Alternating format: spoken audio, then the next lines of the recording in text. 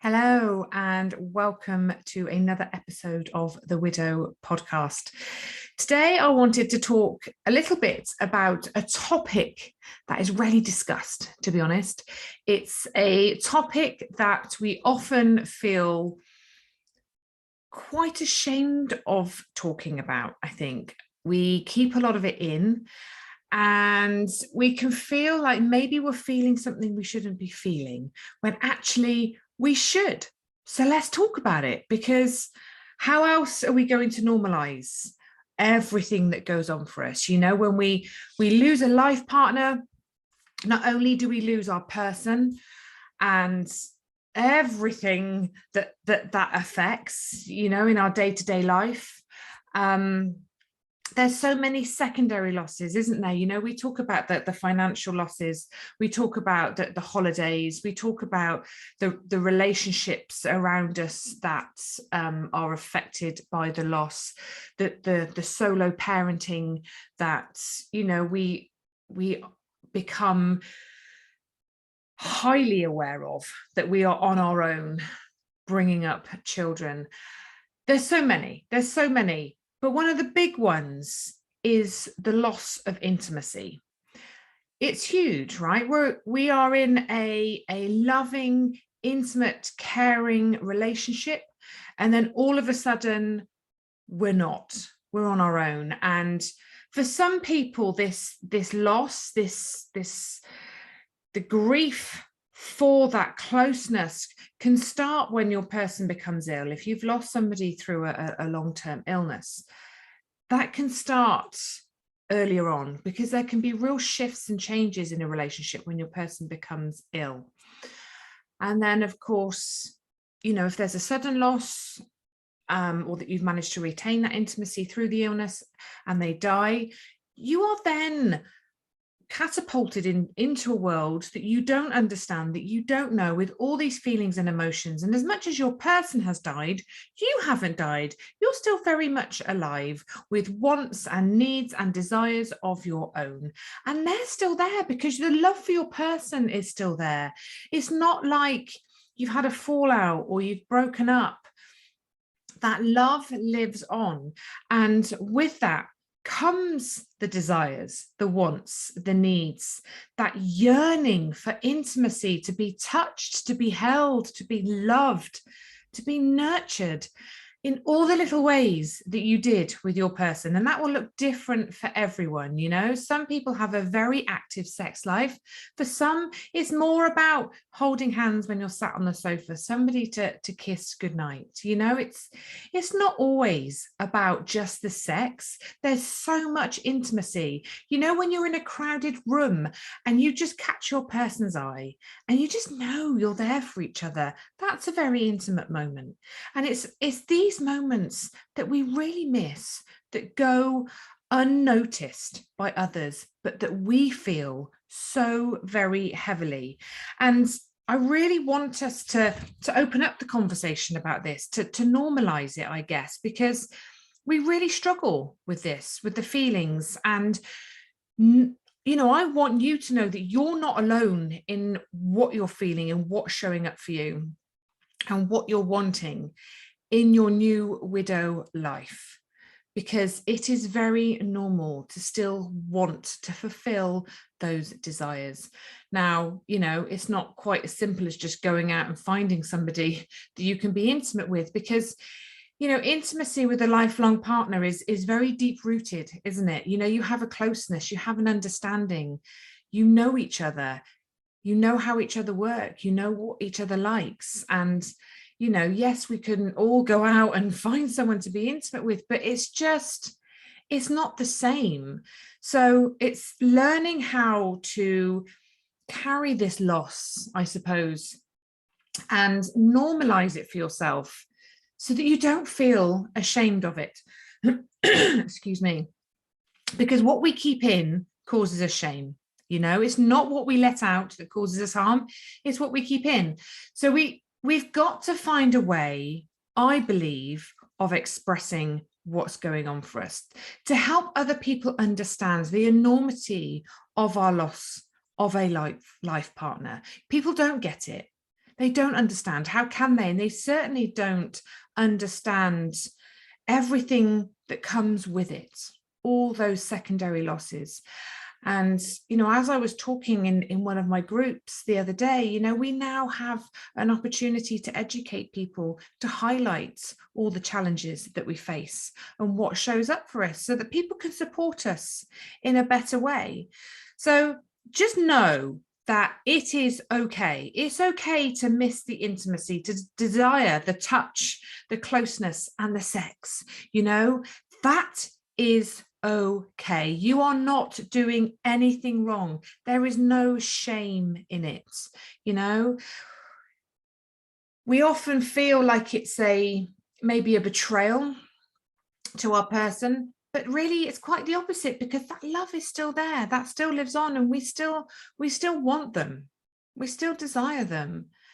But it's complicated, isn't it? Because when we lose our person, we then lose our confidence, often as a result, and our self-esteem, and that self-belief, and our self-worth really takes a huge nosedive. And we tell ourselves a lot of stories, and we worry about a lot of things that actually might never come true. But I get it, after Simon died, I was very much, of the belief that I would never feel safe and secure with anyone else again, that, nobody would love me in that way again. And I would never have that closeness, that bond, that connection with someone, because you can't imagine it. You can't see it. You can't feel it. And you are deeply missing and grieving your person. So you don't want to either. But we do worry that we will never find that love and connection with anyone again. We worry about being intimate with someone else. Is my body okay? Will it be all right? Do I really have to show someone my body again? And I don't want to do all that. It makes us feel deeply uncomfortable. And we worry that we'll never feel safe with anyone again. We'll never feel truly loved. And, often when we kind of jump ahead into the future, we are viewing the future through the lens of our present. So it's very hard to look ahead and imagine something very different to where you are now, because you can only see and feel your reality in this moment. And if you're trying to look ahead, you're going to project your reality now into your future, and you're going to believe that to be true. And it's not, because you are going on a journey, you are going through a process. And that's not to say that there's an end point, you're not going to reach a destination where everything's okay. This is a lifelong journey. This is a lifelong process that we have to go through. So in that journey, in that process, your grief is going to evolve. It's going to change. You're going to change so much. It changes us on such a profound level. It is untrue. The things that you used to like, that used to be important to you, that used to bring you fun and joy, may well change very much. And, if it does come to a point where you start looking for a new partner in the future, you are going to be looking for someone for different reasons than when, the person you were looking for when you found your partner, because you're at a different stage of your life. You're a different person in life. You have different wants and needs. So it's very much trying to stay present, stay in the now, find ways of getting through today, knowing that the rest will come. And again, trying not to layer our suffering with more suffering, because that's essentially what we're doing. And just remember that you do attract what you put out into the universe. And if you believe that you'll never find anything good again, you are going to look for evidence to back that up, to make that true. And you will find it, because your brain is always going to prove your thoughts right. So we have to be really careful around the thoughts and the things that we're saying to ourselves. But then we also have to look at the energy that we're putting out into the world. And, we've all done it. We have all done it, but just be aware of it. Look at what you're saying to yourself. Are you saying to yourself, nobody's going to want me. I'm broken. I'm widowed. I've got all this baggage. I've got kids. I'm on my own. I'm sad. I'm overweight. I'm middle-aged. I've got nothing to offer anyone.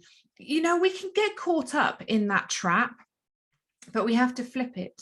We have to flip it, and we have to think, do you know what? If somebody does come along and they are lucky enough to be able to grab my attention, they are special enough for me to take notice of them, then they are going to be very lucky to have me in their lives, because what you have been through has shaped you into an incredibly passionate, caring, loving person. And anyone would be lucky to have you. And we have to believe that. We have to put that energy out there so that that becomes our reality.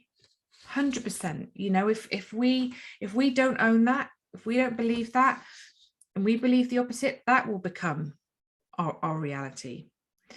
But not having a partner to be intimate with exposes a lot of vulnerability for us. It really does. It brings up a lot of stuff. Guilt, our confidence takes a nosedive, our self-worth takes a nosedive, and all of that can eat us up hugely. So we have to acknowledge all of this. And this is all part of our grieving journey, isn't it? We have to acknowledge what's showing up for us, name it, feel it, understand it, talk about it, normalize it, don't keep it in. And if you do struggle to talk to someone, maybe journal about it, write about it, or find a support group. I have a lovely support group on Facebook, Widowed and Rising. I also have other, groups, memberships, my group program, where these things can be talked about in a safe environment with people who understand, that get it, that you won't feel judged by, that again normalizes it for you. But again, we have to learn to be patient with it. As we do all of our grief, we have to work through it all. There are no easy answers. There really aren't. We do have to feel it. We have to work through it, and we have to find our way with it all. But we also have to kind of create an awareness around what we want. And sometimes we miss our person so very much. We miss that intimacy so very much. We crave it. So that we go out and we find it, and we might join a dating site or meet somebody, a friend of a friend, be introduced to someone, and very quickly get caught up in the intimacy of it. And it can feel very exhilarating, very exciting. It can make you feel totally alive again. It really can. And that's a wonderful feeling. It is a wonderful feeling. And there's no shame in that either. But what we have to look at is, how do you feel a couple of hours afterwards? Not immediately afterwards, because you're obviously on that high and riding that high out. But how do you feel a couple of hours afterwards? Do you then take a nosedive? Do you then just feel more alone? Do you then feel more misunderstood? Do you feel less connected?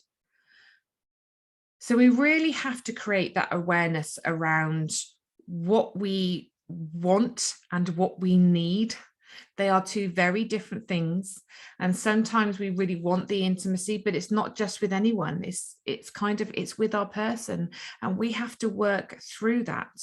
So just, bear that in mind. Really notice how things are making you feel. Be kind to yourself. Know that you are worthy. You are worthy of so much, and you are able to have it all when the time is right for you, and it is possible to regain that intimacy with someone and find someone that you can love and trust and feel safe with again.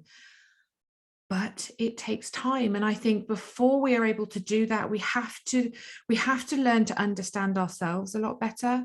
We have to invest in ourselves. We have to understand who we are, what makes us happy, what brings us joy. What do we want and need from life? How can we fulfill our needs?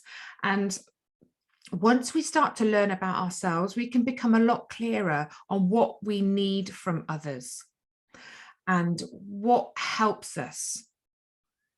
Because that is the crux of it, you know. And often we feel incredibly lonely. Yes, we've lost our person, and that does make us feel very, very lonely, but we're often very disconnected from ourselves, which heightens our loneliness.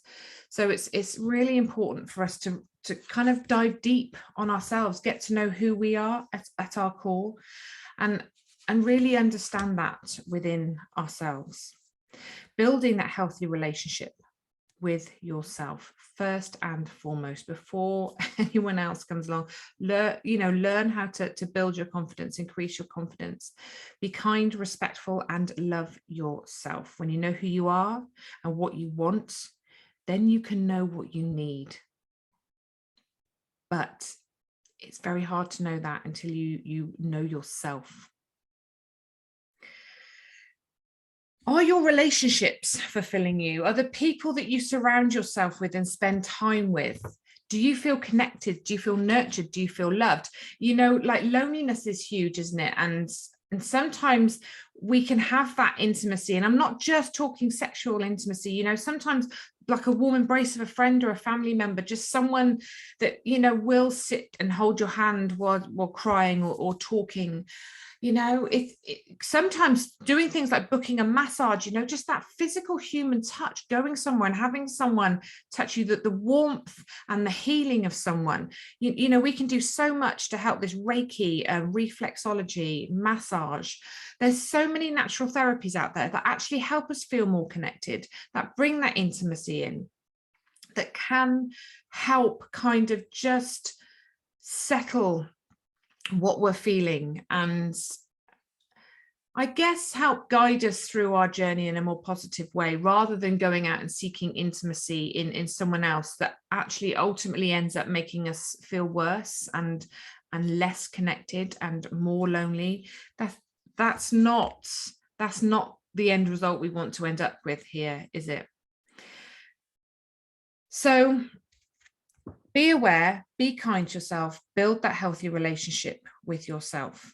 Now, a lot of the time, we can, in order to fill this void, we can do things that aren't that good for us, as much as going out and meeting someone else that maybe isn't quite right for us, which is okay, by the way. There's nothing wrong in that. You can go out and you can find someone. You don't have to go and find Mr. or Mrs. Right straight away. You can go and find Mr. or Mrs. just right now and meet someone. Maybe you do just want that intimacy and you just want a friend with benefits, and that's absolutely fine, as long as it's not making you feel worse in the long run, you know.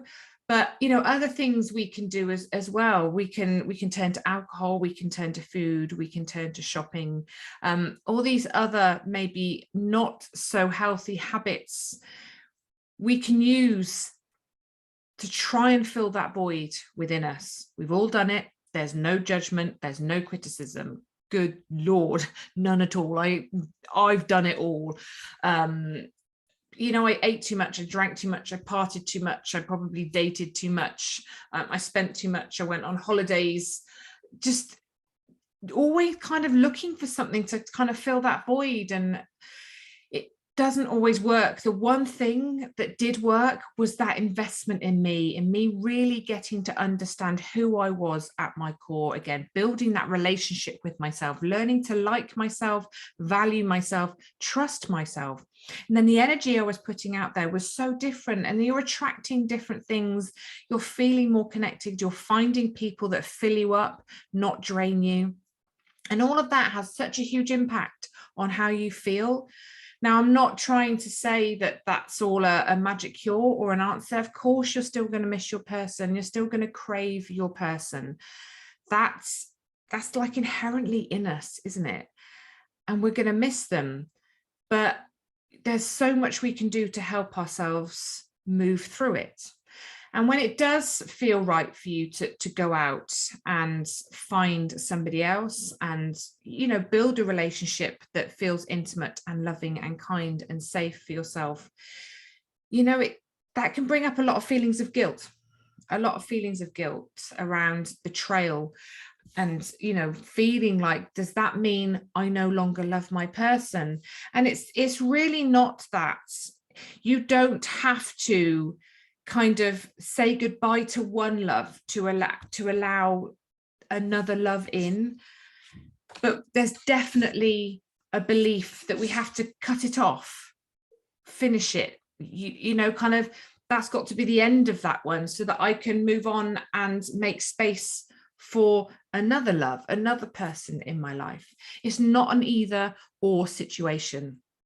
We absolutely can love two people at once, and it's finding someone that holds space for that, that honors that, that embraces your person, that you bring with you, that you still love, and doesn't make you feel bad about it, you know. And it is entirely possible, by the way. It can feel like it's impossible, I know that, but it really isn't. There are good people out there that will hold space for you, for your love, for your person, and your grief. And we don't have to kind of layer that guilt within ourselves. Our person lives on within us. They are here, they are in our hearts, and they are going to come forward with us, always guiding us. You are who you are today because you had your person in your life. So it's finding someone that respects that, that loves that, that kind of almost, you know, gives thanks to the person that you loved before, because they've created the person you are now and they love that person. So it can all be really quite wonderful, but we have to allow it, and we have to find someone that allows that within us as well. It's so important. But there's also guilt around when we, you know, find someone that we can build something special with, that we might look back on our life with our person and believe that, you know, we didn't have the sex life, the intimacy that should have been, this word should again, isn't it, that we could have done more, that we could have been more. But it's kind of remembering, you know, we don't want to go back and sort of romanticize or idealize a life that didn't exist. And that's not to say it wasn't good, but we can very much look back in hindsight and believe that everything was perfect. Nothing's perfect. You know, there is no such thing as perfect. We all have our little faults, our little annoyances. Life happens around us. We all get tired. We all get stressed. We have to work. We have good days. We have bad days. Our emotions, our feelings were up and down. And it's remembering that, you know, we did our best at the time with what we had. And had you known what was going to happen, yes, you probably would have done everything very differently, but you didn't know. We don't have the beauty of foresight in life. You know, we can look back in hindsight, but we can't look back with hindsight and berate ourselves, which we're very good at doing. But that's not really very fair, because we know something different now than we knew then. We didn't know now. We didn't know then what we know now. So don't look back with hindsight and berate yourself. You know, remember that everything that you did at the time was right, with the knowledge, the skills that you had at that point and how you felt at that point, you know, and just trying not to think that, you know, life was perfect, could have been perfect, should have been better. You know, it was what it was meant to be. So again, not comparing. We're terrible at comparing. It's trying not to compare. It's hard. It's really hard. And this is a subject that really isn't talked about enough. It isn't shared enough. People can feel very alone with their thoughts, scared to bring it up. Understandably, you know, it's not a subject we're very good at talking about when our person's here and we're, you know, both alive. People don't talk about intimacy. It's very kind of shied away from. It's very personal, but you can find people that you can share with, that you can talk to about it. And I think it's really important to do that. Acknowledge what you're feeling, acknowledge what you're going through, talk to somebody about it that you trust. Understand that it's okay if you're craving it and you want to go out and find it with someone, go for it. Just be aware of how it's making you feel and what it's doing for you. Are you connected to the people around you? Are you connected to yourself? Are you being kind to yourself? Are you building a healthy relationship with you, because we lose ourselves after we lose our life partner. We feel totally and utterly lost.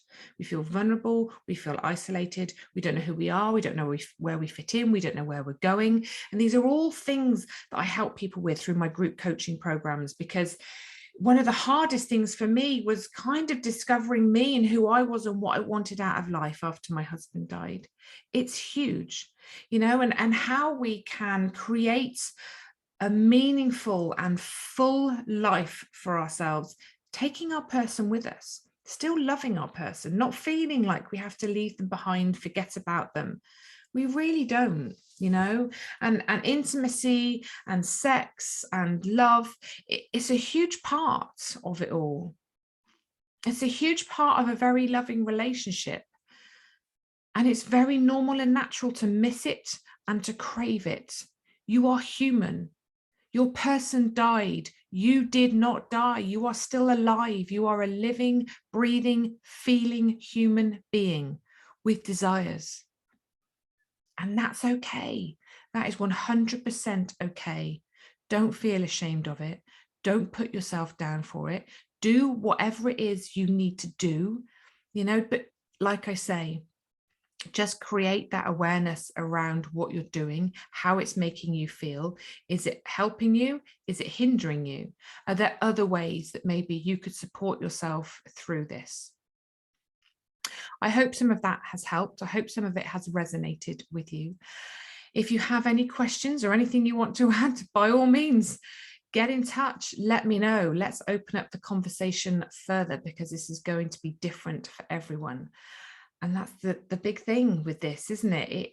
We are all going to do this in our own unique way, and we are all going to experience it in our own unique way. There is no right or wrong. It just is. And it's learning how to find our way through it in the most positive way that we can. Sending you all lots of love, and I will speak to you again very soon. Take care. Look after yourselves. Goodbye.